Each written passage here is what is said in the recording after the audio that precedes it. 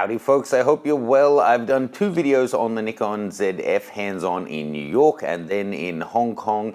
In case you didn't see those ones, or as kind of a summary anyway, I wanted to run through and talk about what I see as the pros and cons of that camera and whether it's worth it for you and what you might be comparing it against. Now, after the Z8 came out, before the Z8 came out, I had done a video of my wish list, and afterwards I did a follow-up video kind of talking about, so what did we get from that wish list? So I thought it's only fair that I do the same with the ZF.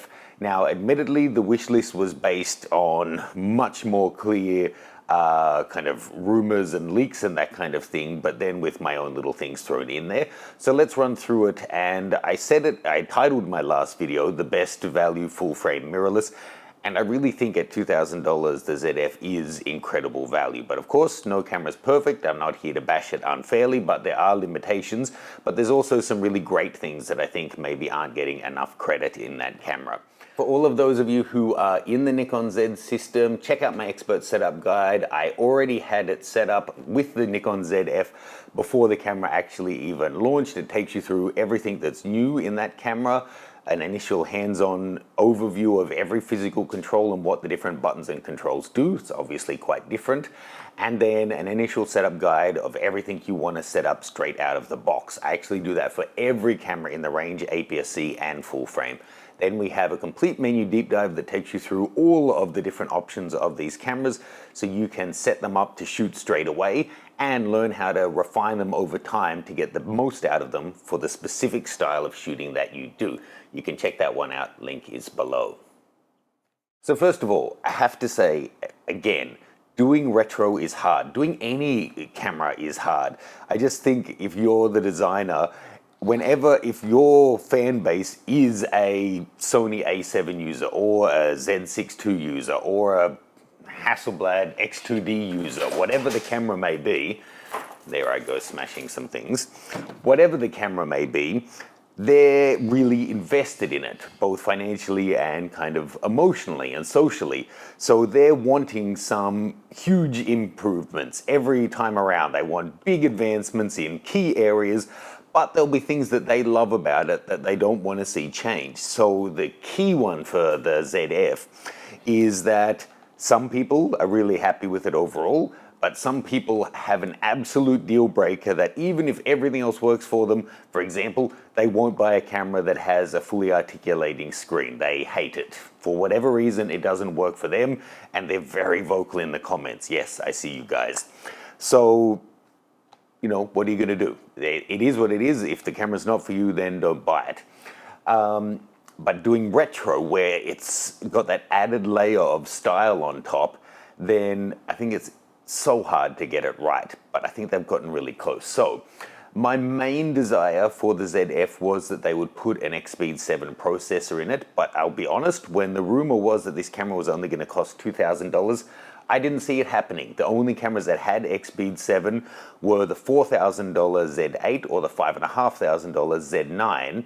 The closest, the Z7 II, which is more than $2,000, has dual X-Speed 6s, which is still something like a fifth of the speed of a single X-Speed 7. So I didn't think we'd see that, but we did. And I'm really thankful that we did, because that's going to facilitate a lot of the other things that is now available on this, like, so having 10-bit video, having the faster and heavier video formats, having 3D tracking. It's the first camera that doesn't have a stack sensor, i.e. the Z8 and Z9, that has 3D tracking, and that's going to be coming down to the X-Speed 7 processor.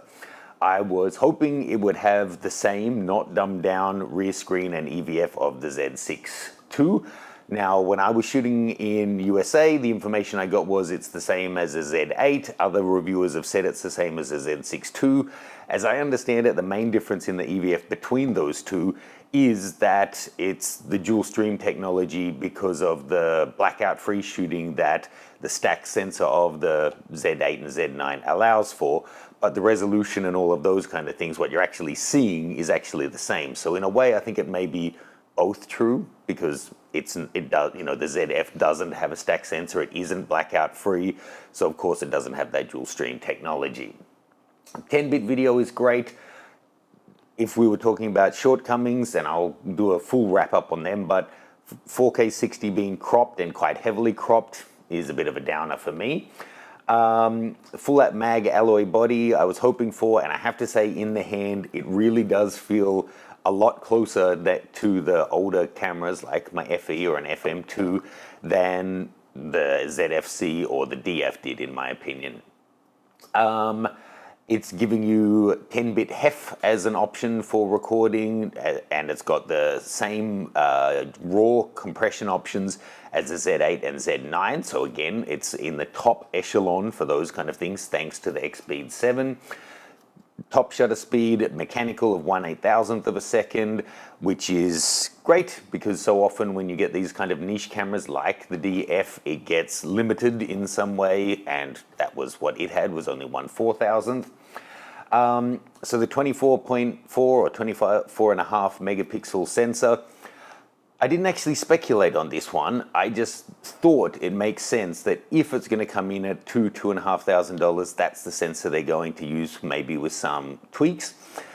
It didn't really enter my mind that they might use the Z7 II sensor in it. If they had, for me, that would have made it more interesting. But because, you have to think, what's this for? Is it going to replace a camera? Is it going to be an additional camera? Is it going to be your walk-around camera? So then you've got the stuff you do for work and your studio and your sports equipment. And then when you're going out for a personal day of shooting, you're using the ZF, or is the ZF going to be one of the cameras you use in your other shoots?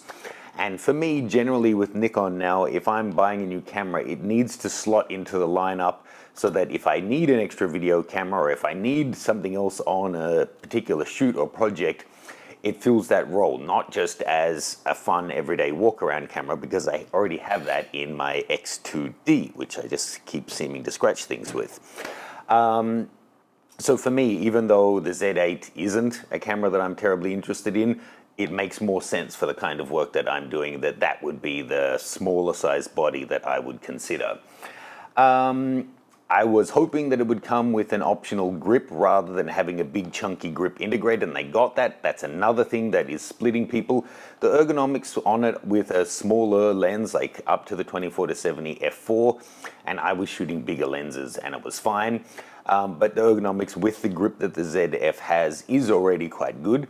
But the small rig grip that I got to check out, if you're going to be using like 70-200 or 51.2s, 85.1.2s, that kind of thing, then it's going to probably want that. But I personally think having it be optional rather than being affixed to the body is a better design. So you have the option when you want it to be small and pared down. It would have just been an extra 150 grams of weight constantly on the camera that you don't want there when you're just going out for a day of street photography with a small 35, 28, 40mm prime. Perhaps the thing of all the things that I'm most happy about is that they did get the NEL15C battery in there with USB-C charging. If they had had to go for the smaller battery type on this camera, I think it would have been a real letdown.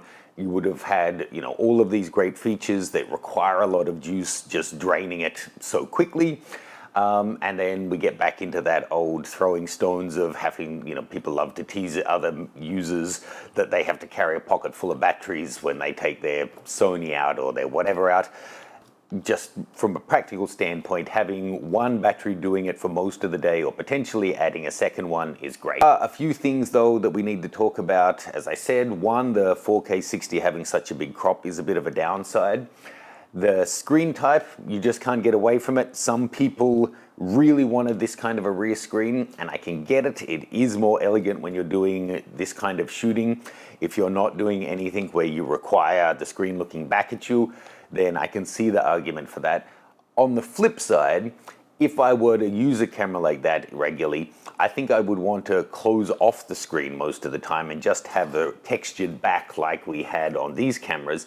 So that's where the fully articulating screen is quite helpful. And of course, if you are using it for any kind of vlogging or that kind of thing, which being $2,000 with 3D, eye detect, all of that good stuff, the latest processors in full frame so you can use your wide angle lenses, it could actually be a pretty fantastic vlogging camera, especially with the new VR locked to your focus point, giving 8 stops of stabilization Haven't tested that for video yet, but that could be a really great solution. The cards, of course, I would have preferred to see dual SD cards or even just a single CF Express B, or like this guy, a CF Express B and then internal storage is a great dual option whilst technically only having one card slot. But if you take a look at the camera, something would have had to give, and that's true for the next point I'm going to make as well. The using micro HDMI rather than mini or full size is quite annoying. But if you just look at the camera, there is no more space available. It's not like they just have pockets of dead air in there and they thought, you know what, let's just give them a micro SD instead of a full-size SD, even though we have the space and the processor capacity to deal with it. It would have meant that the overall body was growing. If you look at the dimensions of the body, the size of the battery, those two cards stacked together, the tolerances of the body, it's just full. They would have had to make the body even thicker, and at some point you have to draw the line. So yes, I would rather have had dual quality card slots, but if it's a choice of one and a micro SD, then that's what I would choose as well. That pretty much rounds it out. In terms of what to compare, what to buy, if you were looking at a Z6 II or that, I would go with the ZF even if you don't love the styling, unless the screen is an absolute deal breaker for you.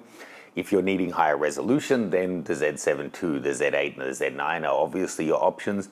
If you want cheaper than that, you're going to be looking at APS-C, but you're simply not going to get that kind of focus system. If you're a Z6 II or a Z7 II and you want the latest speed, processor, focusing capabilities, then the ZF lets you get 90% of that stuff for half the price of the Z8, and I genuinely think, looking across the whole Z lineup, there's no question the ZF is the best value overall, whether you're only doing stills or you're doing hybrid work, and even if you don't consider the retro styling to have any added value, just the specifications and actual in-the-hand performance at $2,000 I think is spectacular.